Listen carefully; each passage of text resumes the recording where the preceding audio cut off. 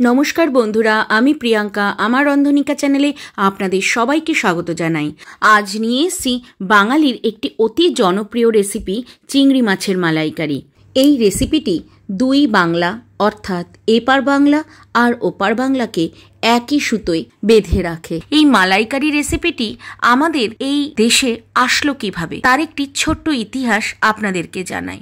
Malaysia থেকে যখন আমাদের দেশে নাবিকরা বা ব্যবসায়ীরা আসতেন, তখন তাদের থেকেই আমরা এই রেসিপিটি পাই। আর তারপর এর সাথে যুক্ত হয় বাঙালি রন্ধনশৈলী, আর তাতেই অভিযোজিত হয়ে আসে ঐতিহ্য বহনকারী এই রেসিপিটি।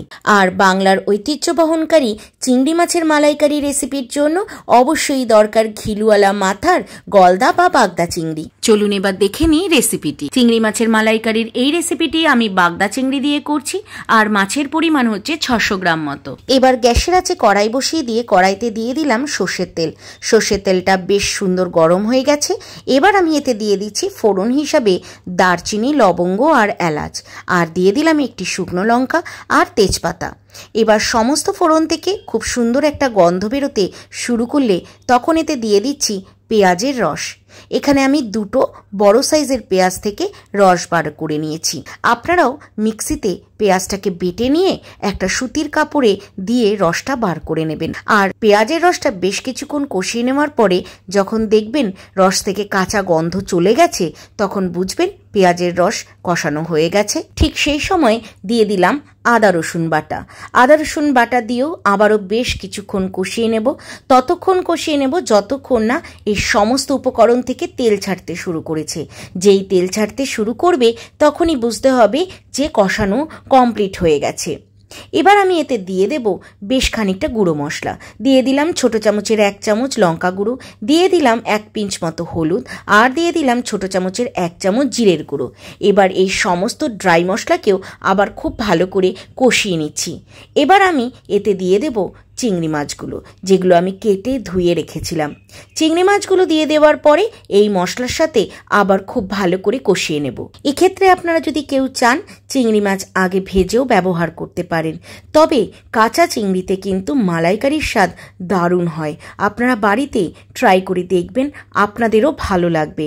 তবে চিংড়ি মাছ বেশিক্ষণ ধরে রান্না করলে অনেক সময় দেখা যায় স্টিফ হয়ে যায় বা শক্ত হয়ে যায়, তাতে কিন্তু যে কোনো রান্নায় চিংড়ি মাছের স্বাদ অতটা ভালো লাগে না। এবার আমি এতে দিয়ে দেব আন্দাজ মতো নুন।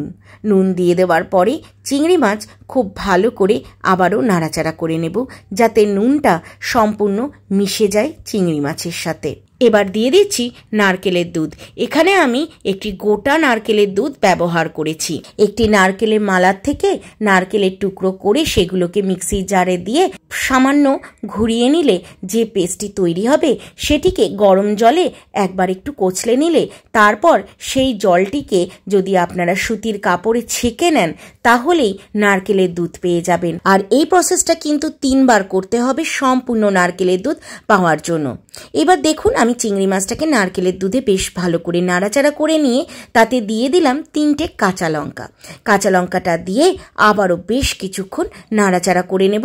আর সামান্য ফুটতে শুরু করলেই এতে দিয়ে দেব আন্দাজ মতো চিনি। এই রান্নাটা কিন্তু একটু মিষ্টি মিষ্টি হয়, আর মিষ্টি মিষ্টি হলে খেতে বেশ ভালো লাগে। এবার আর কিছুক্ষণ ফুটতে দেব যাতে চিনিটা সম্পূর্ণ মিশে যায়।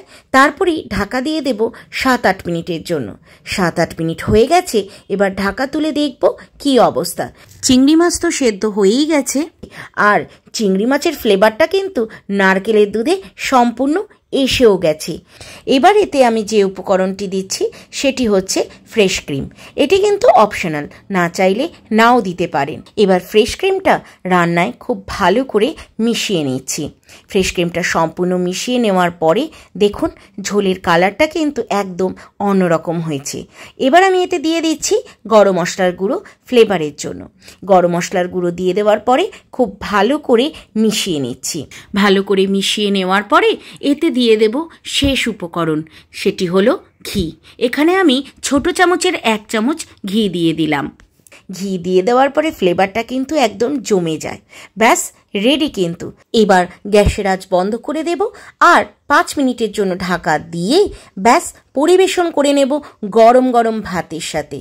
দারুণ লাগবে কিন্তু এই রান্নাটি খেতে। আর এই রান্নাটি আপনাদের কেমন লাগলো কমেন্টে জানাতে ভুলবেন না। ভালো লাগলে লাইক শেয়ার সাবস্ক্রাইব করার অনুরোধ রইল।